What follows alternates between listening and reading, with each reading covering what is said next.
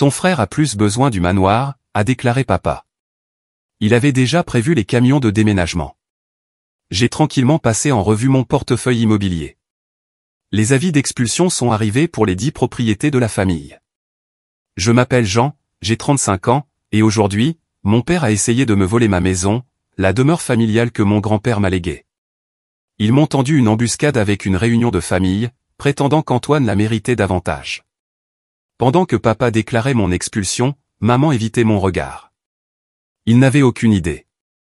Je possédais en secret 42 propriétés d'une valeur de plusieurs millions d'euros, dont 10 où vivaient des membres de ma famille. J'ai discrètement passé en revue mon portefeuille pendant qu'ils planifiaient l'arrivée des camions de déménagement. Le choc sur leur visage quand j'ai révélé la vérité n'avait pas de prix.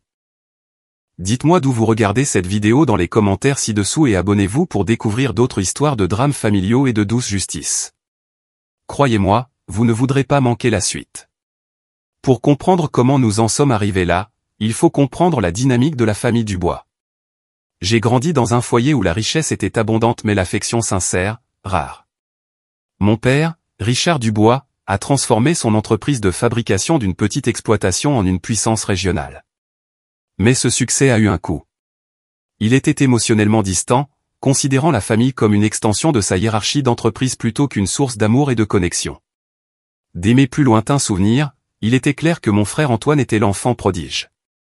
De 4 ans mon aîné, il a été préparé à reprendre l'entreprise familiale dès qu'il a su marcher. Quand Antoine a construit un nichoir médiocre en cours de technologie, papa l'a exposé dans son bureau. Quand j'ai remporté le concours général de mathématiques 3 années de suite, cela n'a mérité qu'un bref hochement de tête au dîner. Le schéma s'est établi très tôt et n'a jamais dévié. Ma mère, Éléonore, bien qu'aimante à sa manière, était un produit de sa génération. Elle s'est mariée jeune à un homme riche et a adopté sans discuter le rôle d'épouse dévouée. Quand papa dénigrait mes réussites ou exaltait la médiocrité d'Antoine, elle me serrait la main sous la table mais ne le contredisait jamais ouvertement. Sa complicité silencieuse me blessait presque autant que son favoritisme flagrant. J'ai découvert mon aptitude pour les chiffres à l'âge de 8 ans. Notre classe de CE2 apprenait les additions et soustractions de base, mais je m'amusais déjà à équilibrer des portefeuilles d'investissement fictifs. Mon institutrice a appelé mes parents, enthousiastes face à mes capacités exceptionnelles. La réponse de papa, c'est bien, mais ce n'est pas comme si elle en aura besoin. Antoine s'occupera des finances de la famille le moment venu. La seule personne qui me voyait pour qui j'étais, qui a nourri mes talents au lieu de les rejeter, était mon grand-père, Guillaume. Contrairement à son fils, papy Guillaume avait bâti sa fortune à partir de rien et n'avait jamais oublié la valeur du travail acharné et du mérite. Il a reconnu en moi quelque chose que les autres manquaient ou choisissaient d'ignorer. Pendant les étés dans sa propriété de Deauville, il m'a tout appris sur les investissements, la valeur immobilière, les fluctuations du marché et la patience requise pour bâtir une véritable richesse. Les silencieux observent pendant que tout le monde parle, me disait-il. Le temps qu'il remarque ce que tu as accompli, il sera trop tard pour qu'il s'en attribue le mérite. Quand papy Guillaume est décédé il y a 8 ans, il m'a légué sa villa de Deauville plutôt qu'à Antoine ou à mon père. La propriété, une splendide villa de style Belle Époque valant 7 millions d'euros, était accompagnée d'une lettre expliquant son choix, pour Jean, qui appréciera non seulement sa valeur, mais aussi son histoire. Ton grand-père qui t'a toujours vu clairement. Papa était furieux. La villa appartenait à la famille depuis des générations. Et dans son esprit, elle aurait dû revenir à Antoine en tant qu'héritier mâle. Il a contesté le testament, mais les avocats de grand-père avaient veillé à ce que tout soit blindé. Après 6 mois de bataille juridique et de tensions familiales, la villa était officiellement à moi. Plutôt que de célébrer mon héritage, ma famille l'a traité comme une sorte d'erreur administrative qui serait un jour corrigée. Lors des réunions de famille, papa faisait des commentaires comme « Quand Antoine reprendra la villa ou une fois que nous aurons réglé cette histoire de maison », comme si ma propriété n'était que temporaire. Antoine se promenait dans les pièces lors de ses visites, pointant les changements qu'il prévoyait de faire une fois qu'elle sera à moi. Ce que ma famille n'a jamais compris, c'est que pendant qu'il me méprisait, je construisais quelque chose d'extraordinaire. Utilisant l'éducation financière que grand-père m'avait donnée et en commençant avec un modeste héritage qu'il avait laissé dans une fiducie distincte, j'ai commencé à investir dans l'immobilier. Mon premier achat fut un petit immeuble d'appartement près de la Sorbonne. Je l'ai rénové, augmenté les loyers de manière responsable et utilisé les fonds propres pour acheter une deuxième propriété, puis une troisième, puis une quatrième. Au moment où grand-père m'a légué la villa, je possédais déjà cette propriété. Aujourd'hui, après 12 ans de carrière dans l'immobilier, mon portefeuille comprend 42 propriétés à travers le Grand Ouest, de la Normandie à la Côte Basque, d'une valeur combinée de 120 millions d'euros. Mon revenu annuel net dépasse les 4 millions d'euros, le tout dissimulé derrière des sociétés écrans et des SARL au nom qui ne signifieraient rien pour ma famille. J'ai pris très tôt la décision stratégique de cacher mon succès, en partie parce que j'aimais ma vie privée, mais surtout parce que je savais exactement comment ma famille réagirait. Ils essaieraient soit de s'attribuer le mérite de mon succès, soit de prétendre que c'est l'argent de la famille qui l'a rendu possible, ou pire, d'essayer de prendre le contrôle de ce que j'avais bâti. Je vivais donc confortablement mais modestement dans la villa de grand-père, leur laissant croire que je survivais grâce à un petit fonds en fiducie et au travail que j'avais à ce moment-là. Au dîner de famille, je m'asseyais en silence pendant qu'Antoine se vantait de contrats commerciaux à peine rentables. Papa rayonnait de fierté devant les réalisations médiocres d'Antoine, tandis que maman me demandait occasionnellement des nouvelles de mes petites locations d'appartements, comme elle les appelait, sans jamais réaliser que je possédais des immeubles entiers dans des emplacements de choix. À Noël dernier, Antoine s'est moqué de ma Renault Clio de 5 ans, me demandant quand j'allais m'acheter une vraie voiture. Pendant ce temps, je venais d'acquérir un projet commercial en front de mer au Havre pour 12 millions d'euros. L'ironie ne m'a pas échappé, mais j'ai maintenu le personnage qu'ils attendaient. Jean, la sous-performante. Jean qui avait besoin de l'aide de la famille. Jean qui ne pouvait pas comprendre les vraies affaires. Mon assistante Mélissa était l'une des rares personnes à connaître la vérité. Je ne comprends pas pourquoi tu les laisses te traiter comme ça, disait-elle après des réunions de famille particulièrement difficiles. Tu pourrais les racheter 10 fois. Parfois, la meilleure vengeance est de laisser les gens te sous-estimer, répondais-je. Et puis, je joue sur le long terme. Je ne savais pas à quel point ce jeu atteindrait bientôt son paroxysme. L'appel est arrivé un mardi après-midi alors que j'étais en pleine négociation pour l'achat d'un centre commercial à Rennes d'une valeur de 22 millions d'euros. J'ai failli l'ignorer quand j'ai vu le nom de papa s'afficher sur mon écran, mais quelque chose m'a dit de répondre. Jean, a-t-il dit sans préambule, réunion de famille au domaine demain à 18h. Le dîner sera servi. Il est important que tu sois là. Avant que je puisse poser des questions ou expliquer que j'avais un rendez-vous professionnel, il avait raccroché. Typique. Dans le monde de papa, ses priorités étaient les priorités de tout le monde. Sans discussion. J'ai appelé Mélissa immédiatement. Annule mon dîner avec les promoteurs de Westbrook demain. Urgence familiale. Tout va bien, demanda-t-elle, l'inquiétude évidente dans sa voix. Probablement pas, ai-je répondu. Papa a convoqué une réunion de famille d'urgence, ce qui signifie généralement qu'Antoine s'est encore mis dans le pétrin et qu'il cherche un moyen de régler ça. Après avoir reporté plusieurs réunions importantes, j'ai passé la soirée à examiner le statut de mes différentes propriétés. Quelque chose dans le ton de la voix de mon père avait déclenché un instinct d'autoprotection. Je me suis assuré que toute ma documentation était en ordre, que les mots de passe étaient changés et les mesures de sécurité mises à jour. Appelez ça de l'intuition ou simplement des années d'expérience avec la manipulation familiale, mais je sentais que quelque chose d'important allait se produire. Le lendemain, j'ai quitté Deauville vers 16h30 pour me rendre au domaine familial dans la vallée de Chevreuse. Alors que ma Renault traversait la campagne normande, j'ai senti le serrement familier dans ma poitrine qui accompagnait chaque retour à la maison de mon enfance. La voiture elle-même faisait partie de ma couverture. Bien que je possède plusieurs véhicules de luxe, dont une Aston Martin DB11 et une Porsche 911 de collection, je conduisais délibérément la Renault aux événements familiaux pour maintenir l'illusion de moyens modestes. Le trajet de Deauville à la vallée de Chevreuse a duré environ 2 heures, me donnant amplement le temps de me préparer mentalement. J'avais développé un ensemble de techniques au fil des ans, des exercices de respiration profonde, la visualisation d'un bouclier protecteur autour de moi et une série d'affirmations qui me rappelaient ma vraie valeur au-delà de la perception de ma famille. Je réussis indépendamment de leur reconnaissance. Ma valeur n'est pas déterminée par leur approbation. Je contrôle ma réaction. En passant devant des lieux familiers, des souvenirs ont refait surface sans y être invité. Le glacier où papa avait emmené Antoine pour une célébration mais m'avait laissé dans la voiture parce que ça prendrait trop de temps de commander pour tout le monde. Le parc où maman lisait en silence pendant que papa louait bruyamment les capacités athlétiques médiocres d'Antoine et ignorait complètement ma présence. L'école où les professeurs me confondaient régulièrement avec la petite sœur d'Antoine Dubois au lieu de me reconnaître par mon nom. Au moment où j'ai tourné dans la longue allée menant au domaine, j'avais fortifié mes défenses émotionnelles. La maison familiale était une imposante demeure de style colonial géorgien sur 6 hectares de terrain paysager.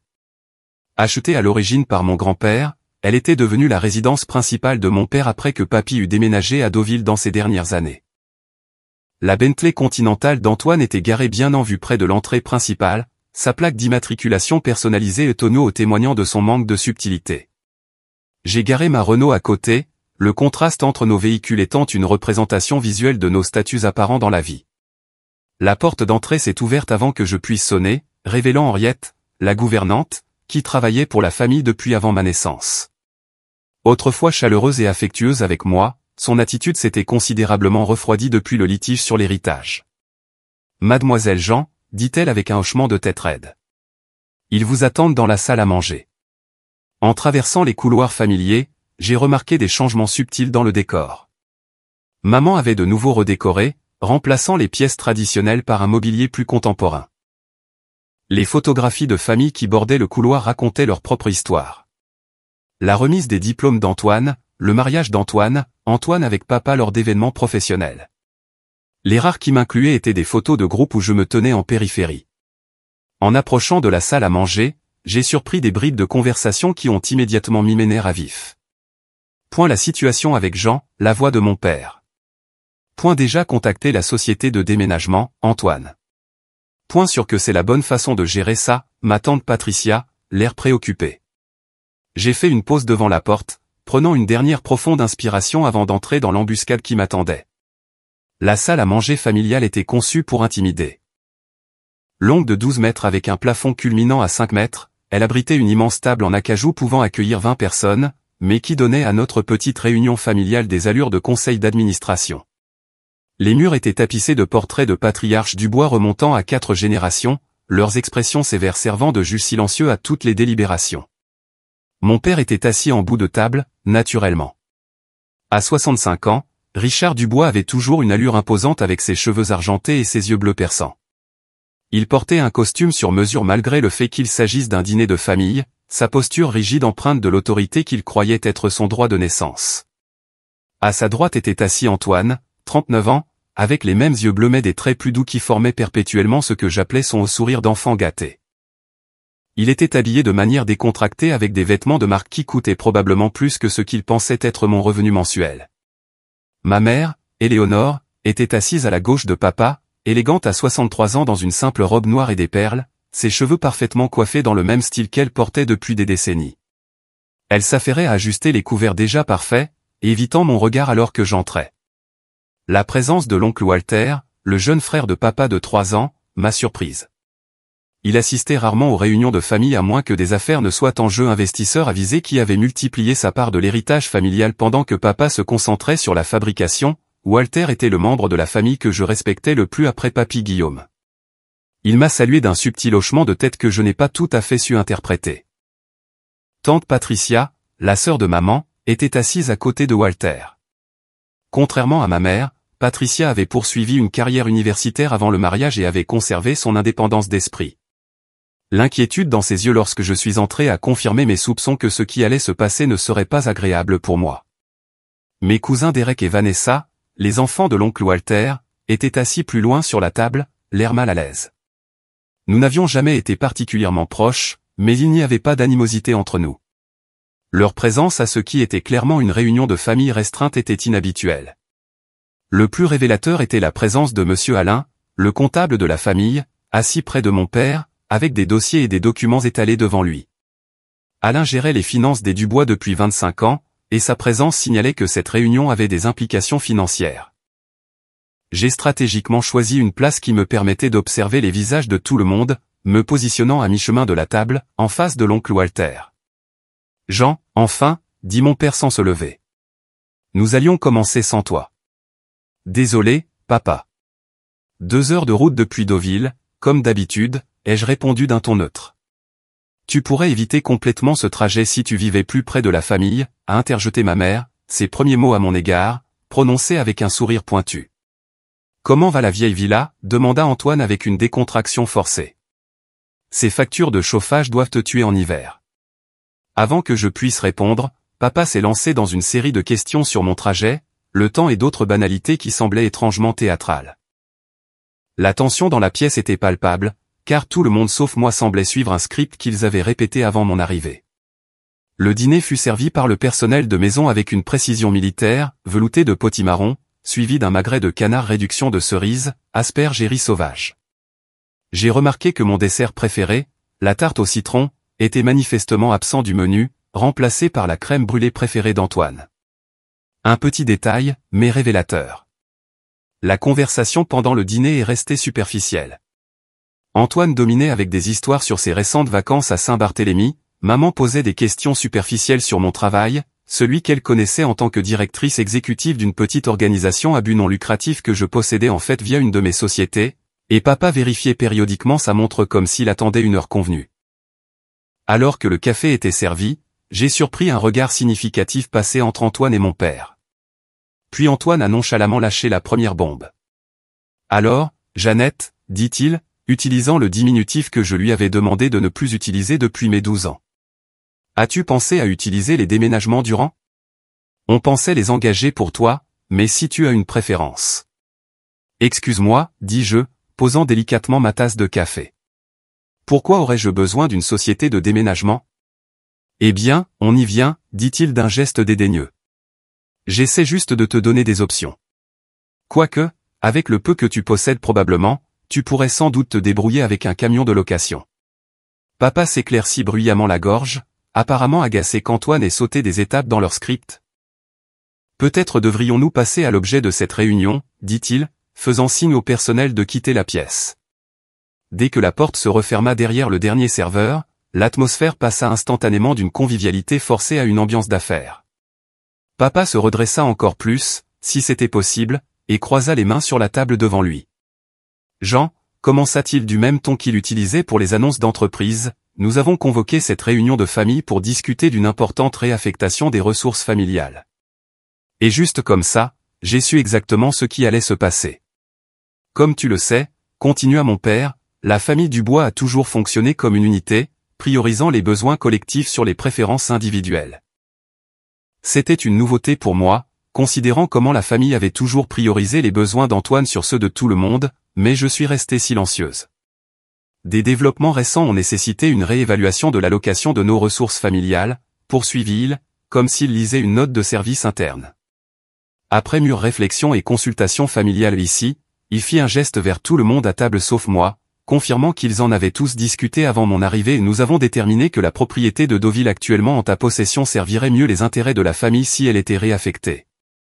Réaffectée, ai-je répété platement. Oui. À Antoine, dit papa comme si cela clarifiait tout. Puis, élevant légèrement la voix pour insister, il déclara, ton frère a plus besoin de la villa que toi. La pièce tomba dans le silence alors que tout le monde jaugeait ma réaction. Je gardai une expression neutre, attendant que l'étendue de leur plan soit révélée. Jean, intervint ma mère avec un tremblement dans la voix, il faut que tu comprennes. Antoine traverse une période difficile. Mon 3e divorce est en cours de finalisation, expliqua Antoine avec une pointe d'apitoiement sur lui-même. Cynthia est en train de me plumer. Le contrat de mariage avait des failles que ses avocats exploitent. Je dois liquider certains actifs. Ce que ton frère ne mentionne pas, ajouta l'oncle Walter avec une franchise inhabituelle, c'est que ses dettes de jeu sont devenues problématiques. Monaco, Deauville, poker en ligne. Les casinos menacent de rendre l'affaire publique.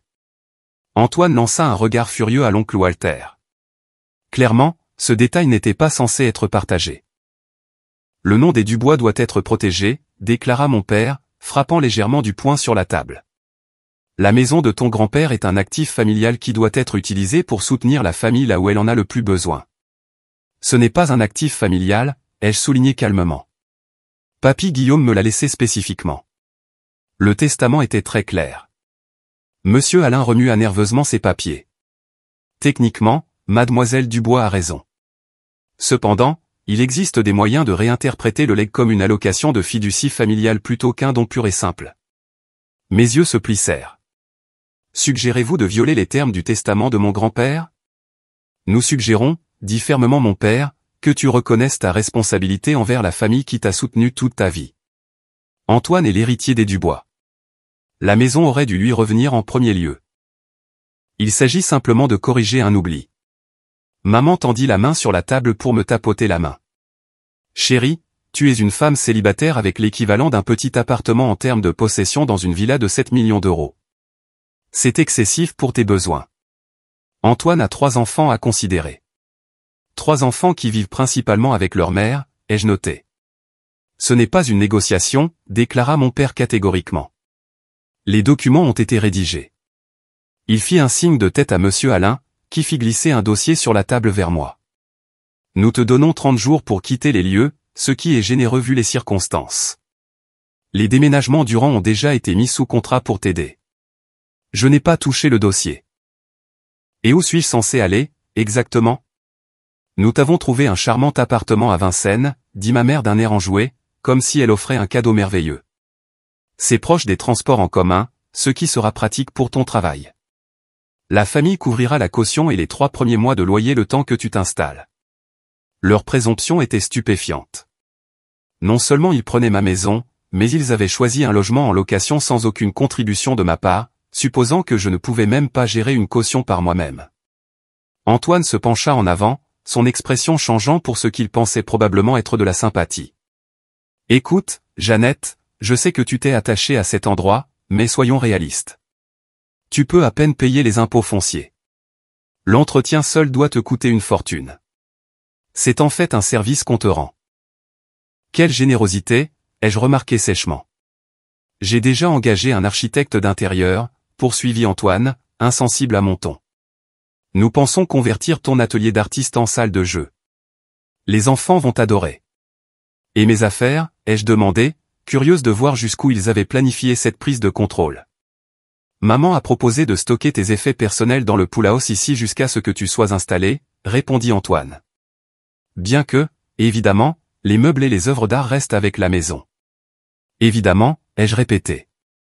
Les antiquités de la famille doivent rester dans les mains de la famille, ajouta ma mère, comme si je n'étais pas de la famille. Je superviserai personnellement le catalogage des pièces qui iront au stockage et de celles qui resteront dans la maison. Nous pouvons te donner jusqu'à la fin du mois pour emballer tes effets personnels, dit mon père en regardant de nouveau sa montre. La société de déménagement s'occupera du reste. Monsieur Alain fit glisser un autre document vers moi. C'est juste une formalité reconnaissant le transfert de la propriété au patrimoine principal des Dubois. Si vous pouviez signer. J'ai finalement pris le dossier et l'ai ouvert, parcourant attentivement le jargon juridique. J'aurai besoin de temps pour examiner ces documents, ai-je dit. Le rire de mon père fut bref et dédaigneux. Examiner quoi? C'est simple. Tu rends une propriété familiale à la famille. J'aimerais que mon propre avocat les examine, ai-je insisté. Cela a été accueilli par des soupirs exaspérés autour de la table. Antoine leva les yeux au ciel de façon dramatique. Toujours à compliquer les choses plus que nécessaire. Je pense que j'ai droit à un conseil juridique avant de céder une propriété de 7 millions d'euros, ai-je dit d'un ton égal. Très bien, concéda mon père avec une irritation évidente. Prends les papiers avec toi, mais nous les voulons signer pour lundi. Les déménageurs sont prévus pour le 1er du mois, et le décorateur d'Antoine a besoin d'accéder la semaine prochaine pour prendre des mesures. La conversation a ensuite porté sur les détails logistiques du déménagement, les membres de ma famille discutant de ma vie et de mes biens comme si je n'étais pas présente. Antoine parlait des chambres que ses enfants auraient. Maman débattait des meubles qui auraient besoin d'être retapissés. Papa et monsieur Alain discutaient des implications fiscales du transfert. Pendant tout ce temps, je suis restée silencieuse, calculant mentalement mes prochains coups. Sous la table, j'ai envoyé un SMS à Mélissa, réunion aussi mauvaise que prévue. J'ai besoin de toute la documentation du portefeuille prête pour demain matin. Accès complet au dossier, protocole d'urgence familiale. Sa réponse est venue rapidement, déjà dessus. Sophia est en attente. Sophia Mendes était mon avocate, l'une des meilleures avocates en droit immobilier de France, et complètement inconnue de ma famille. J'aurais besoin de son expertise dans les jours à venir. Alors que la réunion se poursuivait autour de moi, j'ai passé en revue mentalement mon catalogue de propriétés, notant particulièrement celles ayant des liens avec des membres de la famille, l'immeuble de bureau à Rouen ou l'entreprise de papa louait tout le 5e étage, Le complexe d'appartements de luxe à Rennes où vivait mon cousin Derek, la propriété commerciale à La Défense qui abritait la société d'investissement de mon oncle Walter, et, plus significativement, l'hypothèque sur le domaine même où nous étions assis, que j'avais acheté via une société écran il y a 3 ans lorsque mon père s'était trop endetté lors d'une expansion commerciale ratée. Ils n'avaient aucune idée à qui ils avaient affaire, et il était temps qu'ils l'apprennent. Je dois aller aux toilettes, ai-je annoncé, interrompant le monologue d'Antoine sur la conversion de ma bibliothèque en salle de cinéma. Sans attendre de réponse, je me suis levé et j'ai quitté la salle à manger, mon esprit formulant déjà un plan. J'ai verrouillé la porte de la salle de bain derrière moi et me suis appuyé contre elle, laissant enfin craquer mon calme soigneusement entretenu. Mes mains tremblaient légèrement alors que je m'agrippais au comptoir en marbre et fixais mon reflet dans le miroir au cadre doré. Le même miroir où, enfant, je me tenais sur la pointe des pieds en m'entraînant à sourire pour plaire à une famille qui ne le remarquait jamais. Ils me prennent ma maison, me suis-je murmuré. La réalité de la situation m'a finalement frappé émotionnellement. Pas n'importe quelle maison, mais le seul endroit qui m'avait vraiment semblé être le mien. L'endroit où Papy Guillaume avait passé ces dernières années, l'endroit qu'il avait spécifiquement choisi pour moi.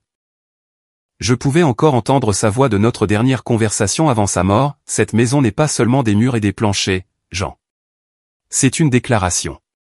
Une déclaration que tu comptes. Que ton grand-père a vu ta valeur même si les autres ne l'ont pas vue. Ne les laisse jamais te prendre ça. Et maintenant, ils essayaient de faire exactement cela. Pas parce qu'ils avaient besoin de la maison. Pas vraiment. Antoine pouvait s'offrir n'importe quel nombre de propriétés avec ce qui restait de son fonds en fiducie, même après ses pertes au jeu.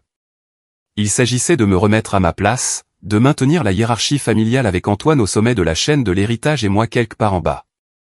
Mais ce qu'il ne savait pas était sur le point de tout changer. J'ai sorti mon téléphone et appelé Mélissa directement. J'ai besoin des chiffres exacts, ai-je dit sans préambule. Valeur actuelle du portefeuille, revenus annuels, détail des propriétés, en particulier tout ce qui est lié aux membres de la famille Dubois. Je travaille sur le rapport complet maintenant, répondit efficacement Mélissa. Chiffre préliminaire, 42 propriétés. Valeur marchande actuelle, 122 millions d'euros. Revenus annuels, un peu plus de 4,2 millions après dépenses. Concernant les liens familiaux, j'ai identifié 10 propriétés avec des liens directs avec les membres de la famille Dubois, soit en tant que locataires, détenteurs d'hypothèques ou emplacements commerciaux. Envoie-moi la liste, ai-je demandé. En attendant son email, je me suis aspergé le visage d'eau froide et j'ai pris plusieurs profondes inspirations. Ce n'était pas ainsi que j'avais prévu de révéler ma situation financière à ma famille. Dans mon imagination, cela avait toujours été une divulgation calme et contrôlée, selon mes propres termes, peut-être après avoir atteint l'objectif de 150 millions que je m'étais fixé, pas comme une manœuvre défensive lors d'une tentative de saisie de propriété. Mon téléphone a sonné avec l'email de Mélissa. Je l'ai ouvert pour trouver une ventilation complète de tous les liens de la famille Dubois avec mon empire immobilier. Un tour de bureau à Rouen, Dubois Manufacturing loue tout le 5e étage. Valeur locative annuelle, 680 000 euros.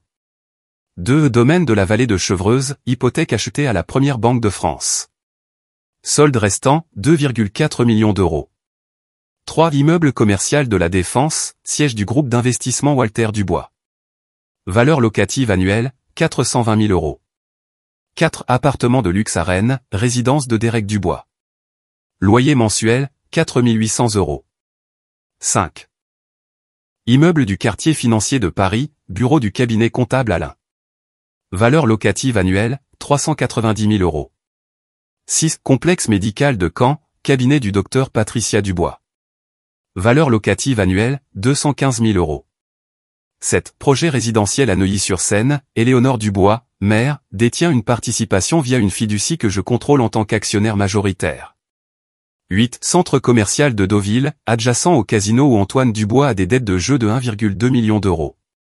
9. Résidence principale d'Antoine Dubois, hypothèque achetée au prêteur après un deuxième refinancement. Solde restant, 1,8 million d'euros. 10. Marina de la Côte d'Azur, location d'anneaux pour le yacht de Richard Dubois et le hors-bord d'Antoine Dubois. Valeur annuelle, 32 000 euros. Je fixais la liste, les implications complètes s'imposant à moi. Je ne possédais pas seulement des biens immobiliers. Je possédais ma famille. Leurs entreprises, leurs maisons, leurs investissements et leurs activités récréatives, tous finalement liés à moi par un réseau complexe de SARL et de holdings qu'ils n'avaient jamais pris la peine d'enquêter. J'avais acquis ces liens stratégiquement au fil des ans, non pas avec un plan de levier spécifique, mais comme une mesure de sécurité, et si j'étais honnête avec moi-même, comme une forme de rébellion silencieuse. Maintenant, ces décisions me présentaient un pouvoir énorme et un dilemme éthique. Jusqu'où étais-je prête à aller? Il ne s'agissait plus seulement de garder ma maison. Il s'agissait de finalement m'affirmer d'une manière que ma famille ne pourrait ni ignorer ni rejeter. Mais voulais-je potentiellement détruire des relations dans le processus? J'ai pensé au visage suffisant d'Antoine alors qu'il discutait de la rénovation de mon atelier d'artiste, au ton dédaigneux de mon père lorsqu'il parlait de ma responsabilité envers la famille tout en planifiant de me déloger de ma maison, à la complicité silencieuse de ma mère pendant des décennies où j'ai été traité comme moins que rien. Un autre SMS de Mélissa a interrompu mes pensées. Sophia dit que s'ils ont déjà rédigé des documents de transfert, c'est sérieux. Elle est prête à se rencontrer demain à la première heure. Aussi, les projets d'avis d'expulsion sont prêts pour votre examen si vous voulez suivre cette voie. Des avis d'expulsion, l'option nucléaire. Voulais-je vraiment expulser les membres de ma propre famille? Alors que j'examinais mes choix, un souvenir de mon enfance a refait surface. J'avais 12 ans, montrant fièrement à mon père un bulletin de notes parfait. Il y avait jeté un bref coup d'œil et avait dit « C'est bien, Jean. Tu as vu qu'Antoine a intégré l'équipe de rugby du lycée ?» À ce moment-là, je m'étais juré qu'un jour il me verrait. Me verrait vraiment. Ce jour était arrivé. J'ai renvoyé un SMS à Mélissa. Dis à Sophia que je la verrai demain à 8 heures. Prépare toute la documentation et oui, prépare les avis d'expulsion, pour les 10 propriétés. Puis je me suis aspergé le visage d'eau une fois de plus, j'ai remis mon rouge à lèvres et j'ai redressé les épaules. Quand je suis retourné dans la salle à manger, ma famille discutait encore de la division de mes biens, comme si j'avais déjà accepté leur plan. L'horloge de grand-père serait parfaite dans notre entrée, disait Antoine à notre mère. Je pense que j'aurai besoin de plus de 30 jours, ai-je annoncé en reprenant ma place. Tous les yeux se sont tournés vers moi. Ce n'est pas possible, commença mon père. Mais je l'ai interrompu d'un geste de la main. Je ne signerai pas ces papiers aujourd'hui, ni lundi, ni jamais, ai-je dit calmement. J'aurai besoin de temps pour prendre d'autres dispositions.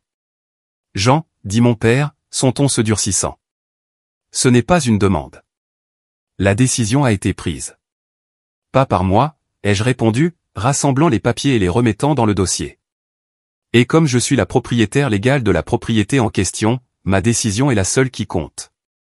C'est exactement pour ça que la maison n'aurait jamais dû te revenir, a lâché Antoine. Tu as toujours été égoïste, ne pensant jamais à la famille. Je l'ai fixé d'un regard impassible. J'ai pensé à cette famille tous les jours de ma vie, Antoine. Probablement plus que toi. Qu'est-ce que ça veut dire, a-t-il exigé. Ça veut dire, ai-je dit en me levant de ma chaise, que j'ai beaucoup de choses à considérer, et vous aussi. Je vous contacterai dans la semaine avec ma réponse. C'est inacceptable, a fulminé mon père, son visage devenant rouge. Peut-être, ai-je reconnu. Mais c'est la réalité à laquelle vous êtes confronté. Alors que je me dirigeais vers la porte, je me suis retourné une dernière fois. Oh, et papa, tu devrais peut-être demander à monsieur Alain de regarder de plus près qui détient réellement l'hypothèque sur ce domaine. La situation bancaire a changé depuis ton dernier refinancement. Le regard confus sur le visage de mon père alors que je quittais la salle à manger m'a donné le premier véritable sentiment de satisfaction que j'avais ressenti de toute la soirée. Je me suis enregistré au Four Seasons Georges V à Paris plutôt que de retourner à ma villa cette nuit-là. Quelque chose dans la confiance de la famille en leur plan me rendait méfiante à l'idée d'être seul dans la maison. De plus, j'avais besoin d'un terrain neutre pour préparer ma contre-offensive. La suite présidentielle offrait à la fois le confort et l'espace dont j'avais besoin pour travailler. J'ai étalé des documents sur la table de la salle à manger pendant que Mélissa envoyait fichier après fichier de manière sécurisée sur mon ordinateur portable. À minuit, j'avais un aperçu complet de tous mes avoirs et de leurs liens avec la famille Dubois. Sophia Mendes est arrivée précisément à 8 heures le lendemain matin, impeccable dans un tailleur anthracite avec ses lunettes rouges signature. À 48 ans, Sophia avait la réputation d'être brillante, méthodique et absolument impitoyable si nécessaire. Elle était mon avocate depuis 7 ans, gérant toutes les acquisitions majeures et s'assurant que mes intérêts commerciaux restaient privés. Alors, ils ont essayé de te voler ta maison, dit-elle après que je lui ai expliqué la situation, secouant la tête avec incrédulité. La maison que ton grand-père t'a explicitement léguée dans son testament, qu'ils ont déjà contestée et perdue. C'est la situation, ai-je confirmé. Et maintenant tu envisages l'option nucléaire. Elle a fait un geste vers la pile d'avis d'expulsion potentielle. J'envisage toutes les options, ai-je corrigé. Je dois comprendre exactement quel levier j'ai et les conséquences potentielles de son utilisation. Pendant les 3 heures suivantes, Sophia et moi avons examiné chaque connexion entre mes propriétés et les membres de ma famille.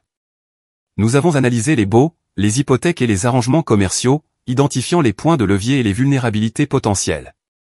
Mélissa nous a rejoints par vidéoconférence, fournissant des documents supplémentaires au besoin. La situation de l'hypothèque sur le domaine de la vallée de Chevreuse est particulièrement solide, a noté Sophia. Ton père n'a aucune idée que tu l'as racheté à la banque. Aucune, ai-je confirmé. L'achat a été fait via Oceanic Holdings, une de mes holdings basée au Luxembourg. Papa effectue toujours les paiements à la banque, qui les transfère à ma société. Sophia a ajusté ses lunettes rouges. Et l'hypothèque de ton frère sur sa résidence principale? Même situation, ai-je dit. Acheté via Granite Bay Investment quand il a refinancé après son 2e divorce. Il n'en a aucune idée.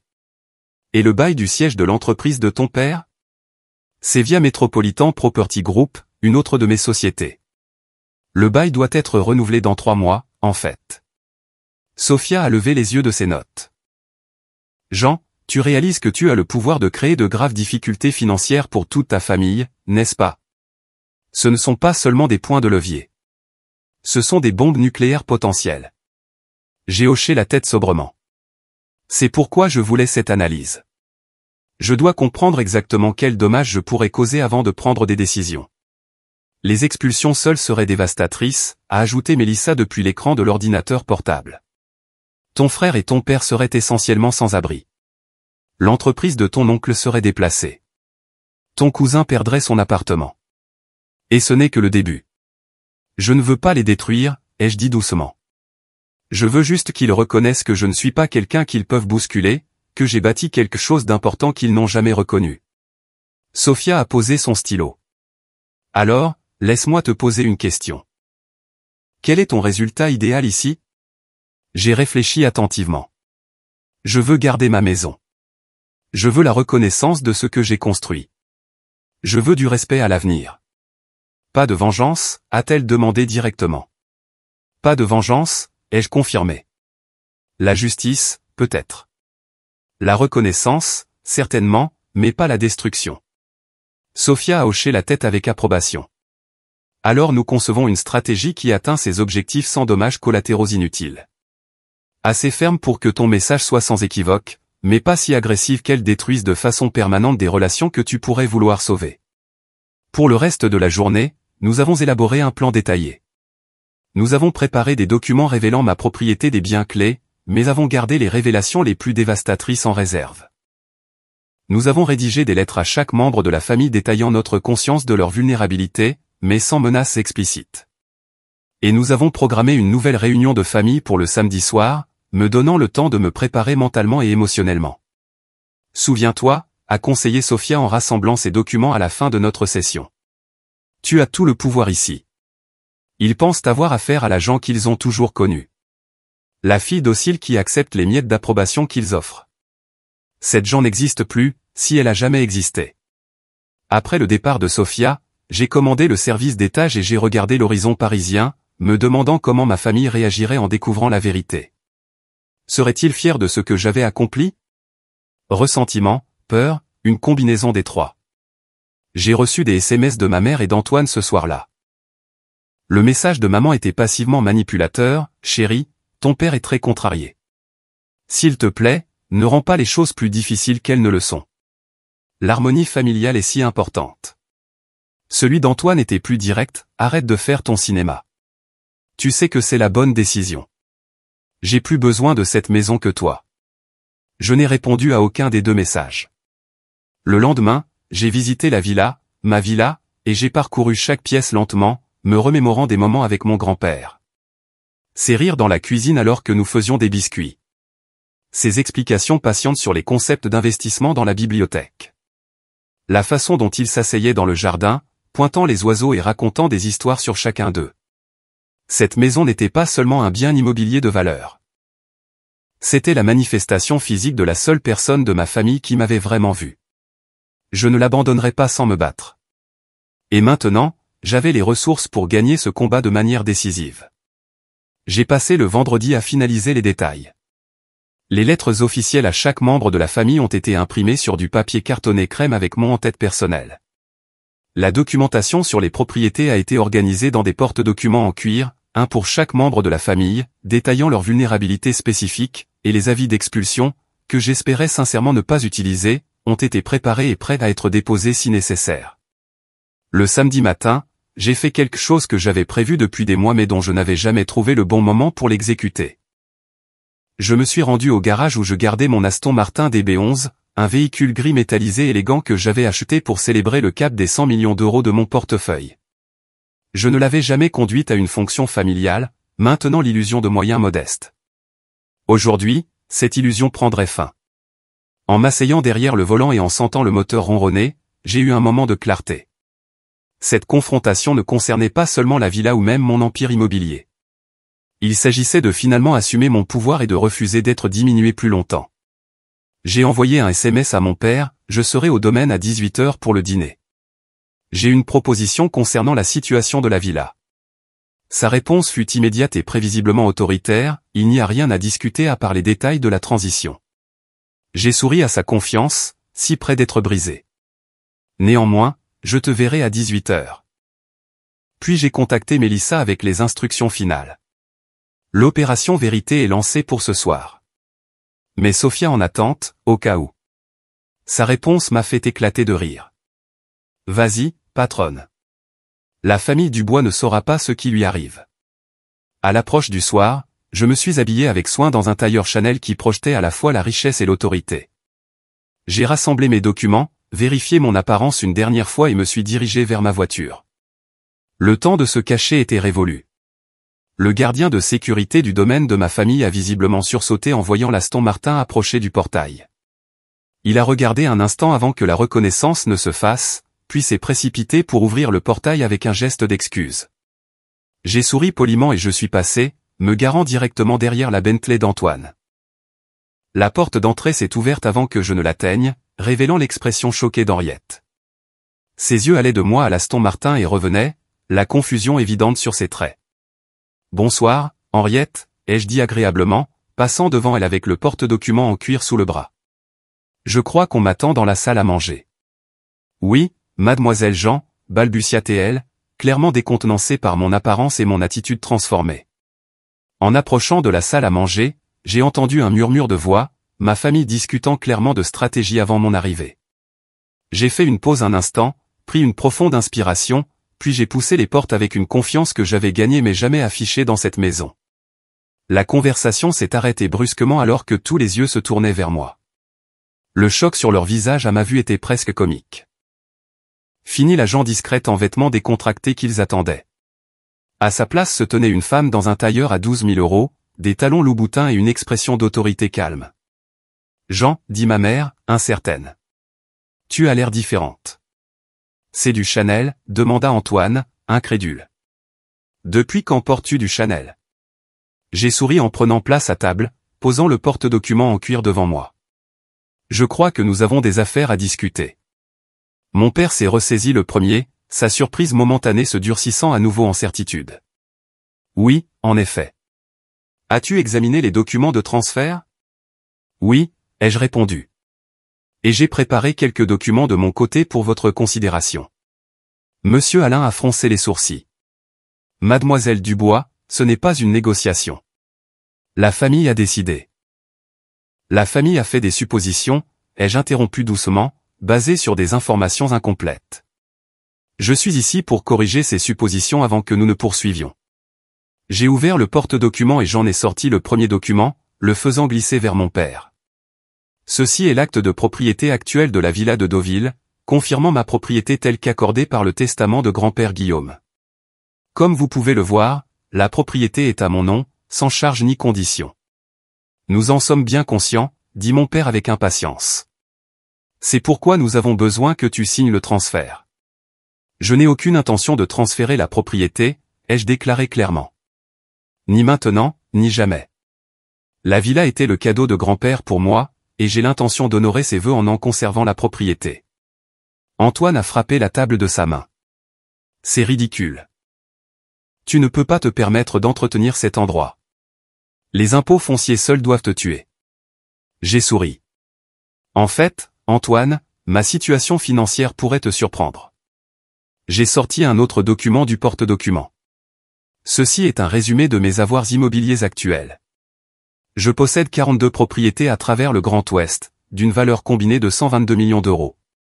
Mon revenu annuel de ces investissements dépasse les 4 millions d'euros. Je peux t'assurer que les impôts fonciers de la villa ne sont pas un problème.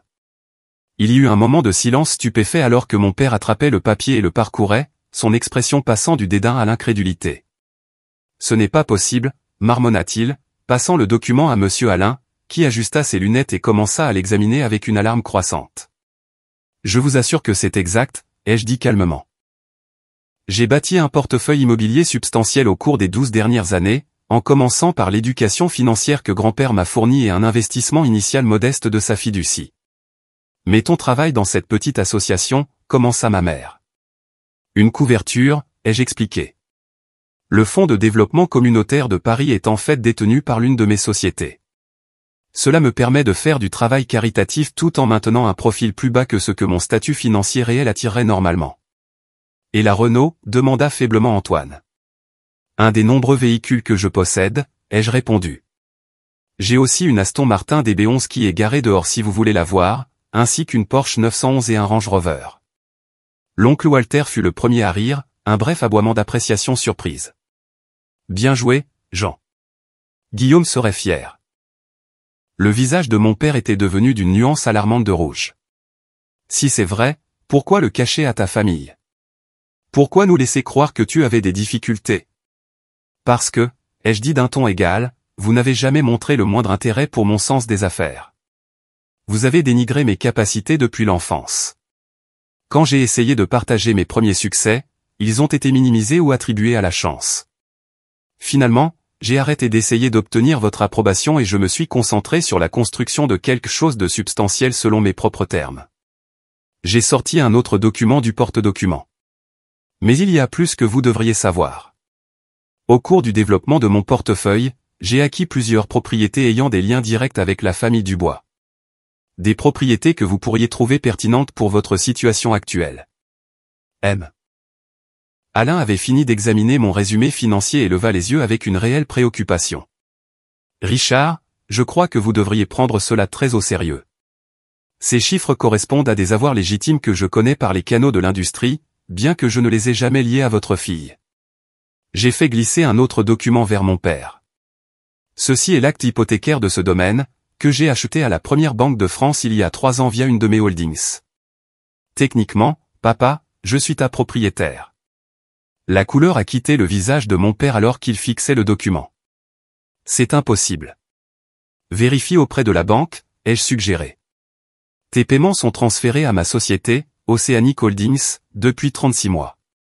Antoine a arraché le papier des mains de notre père, le parcourant avec une horreur croissante. Ça doit être un faux. Ça ne l'est pas, les jeux assurés, sortant un autre document, tout comme ceci n'est pas un faux non plus. C'est l'acte hypothécaire de ta résidence principale à Saint-Germain-en-Laye, que j'ai acquis lorsque tu as refinancé après ton deuxième divorce. Tes paiements me parviennent également via Granit B Investment. À ce moment-là, l'atmosphère dans la pièce s'était complètement transformée. La famille confiante qui m'avait convoqué pour prendre ma maison a été remplacée par des individus confus et incertains, essayant de digérer ce renversement de pouvoir. J'ai continué méthodiquement, expliquant chaque lien entre mon empire immobilier et les membres de la famille présents, le bail de bureau de l'oncle Walter, l'appartement du cousin d'Eric, la participation de ma mère dans le projet de Neuilly. À chaque révélation, leurs expressions passaient de l'incrédulité à la prise de conscience que j'avais bâti quelque chose de remarquable juste sous leur nez. Donc, vous voyez, ai-je conclu, la situation est assez différente de ce que vous supposiez. Je ne suis pas le membre de la famille en difficulté ayant besoin de direction ou de sauvetage. Je suis une femme d'affaires prospère qui a créé une richesse substantielle grâce à des investissements stratégiques et au développement immobilier. Pourquoi révéler tout cela maintenant, a demandé doucement tante Patricia. Parce que vous m'avez forcé la main, ai-je répondu honnêtement. J'avais prévu de divulguer ma situation financière à un moment donné, mais selon mes propres termes. Votre tentative de prendre ma maison a accéléré ce calendrier. Mon père avait retrouvé une partie de son calme, bien que sa voix soit tendue. Alors, que se passe-t-il maintenant? Tu détiens nos hypothèques, nos bureaux. Est-ce ta vengeance? Saisie, expulsion? J'ai sorti le dernier jeu de documents de mon porte-documents et je les ai posés sur la table.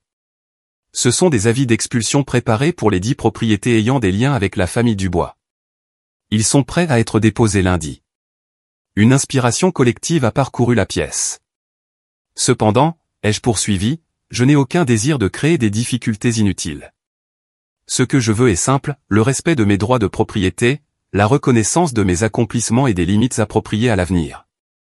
Si ces conditions sont remplies, ces avis ne seront jamais déposés. Tu nous fais chanter, a accusé Antoine, la voix brisée. J'établis des conséquences, ai-je corrigé, quelque chose que cette famille n'a jamais connu en ce qui concerne la façon dont je suis traité. Pendant des années, vous m'avez méprisé, minimisé mes réussites et tenu ma docilité pour acquise. Aujourd'hui, ça change. J'ai fermé mon porte-documents et je me suis levé. Je vais vous laisser le temps d'en discuter entre vous. Mon avocate contactera monsieur Alain demain concernant les prochaines étapes. Alors que je me dirigeais vers la porte, ma mère a appelé, Jean, attends. Je me suis retourné, surprise de voir un petit sourire jouer au coin de ses lèvres. Tu l'as vraiment fait, n'est-ce pas? Dit-elle doucement. Tout ce que ton grand-père voyait en toi, les instincts financiers, la pensée stratégique. Tu l'as eu depuis le début. Pendant un instant, j'ai entrevu quelque chose que j'avais rarement vu de la part de ma mère, une fierté sincère. Oui, maman. Je l'ai vraiment fait. Guillaume serait si fier, a-t-elle murmuré. Je sais, ai-je répondu. Et pour la première fois dans cette maison, je l'ai vraiment ressenti. Je les ai laissés assis dans un silence stupéfait, je suis monté dans mon Aston Martin et j'ai quitté le domaine familial avec un sentiment de libération que je n'avais jamais connu auparavant. La vérité était enfin sortie, et plus rien ne serait jamais pareil. Ce moment de révélation, quand ils m'ont enfin vu clairement, valait chaque seconde passée à être sous-estimée pendant toutes ces années. Parfois, les silencieux construisent des empires pendant que tout le monde parle. Si vous avez déjà été sous-estimé par votre famille ou si quelqu'un a essayé de prendre ce qui vous revenait de droit, j'adorerais lire votre histoire dans les commentaires ci-dessous. Comment vous êtes-vous défendu? Y a-t-il eu un moment où ils ont enfin dû reconnaître votre valeur? N'oubliez pas de liker et de vous abonner si vous avez apprécié cette histoire de drame familial et de douce justice, et partagez-la avec quelqu'un qui pourrait avoir besoin d'inspiration pour assumer son pouvoir. Merci de m'avoir écouté et souvenez-vous, parfois, la meilleure vengeance est un succès retentissant qu'ils n'ont jamais vu venir.